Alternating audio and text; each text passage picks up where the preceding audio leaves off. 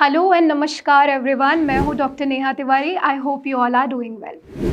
आज इस वीडियो में हम बात करने वाले हैं फाइब्रोस्कैन के बारे में कि फाइब्रोस्कैन क्या होता है, क्यों डॉक्टर्स इसको सजेस्ट करते हैं और आप कैसे इसको समझेंगे। तो देखिए, सबसे पहले तो फाइब्रोस्कैन उन पेशेंट्स को डॉक्टर सजेस्ट करते हैं जिनको लिवर संबंधित दिक्कत होती है, और ऐसा क्यों, इसके बारे में मैं आपको बताती हूँ। तो नाम समझिए, फाइब्रोस्कैन मतलब अगर किसी को लिवर की फाइब्रोसिस या सिरोसिस हो रही है तो उस चीज़ को चेक करने के लिए जो स्कैन कराया जाता है उसको हम फाइब्रोस्कैन कहते हैं। अब फाइब्रोस्कैन सिर्फ फाइब्रोसिस और सिरोसिस नहीं, काफ़ी केसेस में फैटी लिवर को भी डिफाइन कर देता है कि अगर फैटी लिवर है तो किस ग्रेड का है और कितना परसेंटेज फैट लिवर के अंदर डिपॉजिट होने लग गया है। फाइब्रोस्कैन की खासियत ये है कि एक नॉन इन्वेजिव प्रोसेस है, मतलब कि इस प्रोसीजर को करने के लिए किसी तरह की सर्जरी नहीं करनी पड़ती। ये प्लेन अल्ट्रासाउंड की तरह ही होता है। जैसे आपने भी नोटिस किया है कि होल एब्डोमेन के अल्ट्रासाउंड में सिर्फ मशीन पेट के ऊपर चला के देखी जाती है, फाइब्रोस्कैन उसी तरह का होता है, लेकिन ये ज़्यादा असरदार और ज़्यादा एडवांस होता है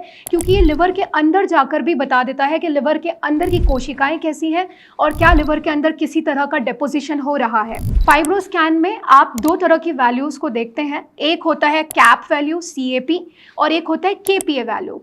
क्या डिफरेंस होता है दोनों में? कैप वैल्यू बताता है कि लिवर के अंदर कितना फैट भर गया है। नॉर्मल अगर आप लेके चले तो 234 से नीचे अगर कैप वैल्यू आ रहा है तो दैट मीन्स अभी फैटी लिवर नहीं है, लिवर के अंदर फैट इन्फिल्ट्रेट नहीं हो रहा। वहीं पे अगर हम KPA वैल्यू देखें तो वो हमें ये बताता है कि लिवर के अंदर कितना फाइब्रोसिस या कितना सिरोसिस हो गया है। तो KPA वैल्यू ज़्यादा इंपॉर्टेंट होती है। तो अगर कोई फैटी लिवर ग्रेड 3, ग्रेड 4 या फिर अल्ट्रासाउंड में ही दिख जा रहा है कि सिरोटिक हो रहा है या फाइब्रोटिक हो रहा है, इस तरह का अगर इनिशियल अल्ट्रासाउंड का रिपोर्ट आता है तो हम फिर फाइब्रोस्कैन बोलते हैं, पेशेंट कराता है और KPA वैल्यू से डिफाइन कर पाते हैं। नॉर्मली कैसे समझेंगे? अगर 7 से कम वैल्यू आती है KPA की तो मतलब कि लिवर नॉर्मल है।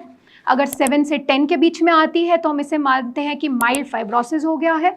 10 से 13 के बीच में आता है तो हम इसे मॉडरेट फाइब्रोसिस बोलते हैं। अबव 13 आप सिवियर फाइब्रोसिस एंड सिरोसिस की ओर बढ़ते हैं।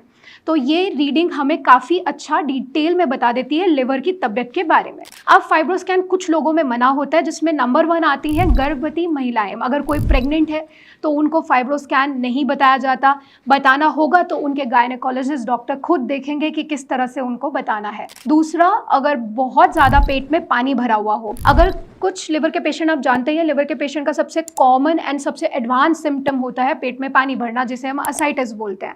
अगर किसी के पेट में बहुत ज़्यादा पानी भरा है, स्वाभाविक है ऐसे में फाइब्रोस्कैन की रीडिंग गलत आ सकती है, तो ऐसे टाइम पर भी हम फाइब्रोस्कैन करने से मना करते हैं। फाइब्रोस्कैन के लिए ऐसा कोई पर्टिकुलर एज अभी डिफाइन नहीं किया है, फिर भी ट्राई किया जाता है कि ये एक प्रकार का स्कैन है तो रेज तो बॉडी के अंदर जाएंगी ही, इसीलिए अगर 18+ हो तो ही इसको सजेस्ट किया जाता है। अगर इससे कम में है तो कोशिश की जाती है कि इससे दूर ही रहा जाए। तो आज इस वीडियो में हमने जाना कि फाइब्रोस्कैन क्या है, क्यों इंपॉर्टेंट है, कहाँ नहीं करवा सकते हैं और ये हमें क्या डिटेल्स देता है। अगर आपको लिवर संबंधित कोई भी तकलीफ है या फिर आपने भी फाइब्रोस्कैन की रिपोर्ट कराई है और उसमें इन रीडिंग्स के हिसाब से कुछ आया है और आप उसके बारे में जानना चाहते हैं, तो आप नीचे कॉमेंट सेक्शन में कॉमेंट कर सकते हैं, पूछ सकते हैं, या नीचे दिए गए नंबर पर संपर्क करके हमारी टीम के साथ कनेक्ट कर सकते हैं और अपने लिए एक सही इलाज का चयन कर सकते हैं।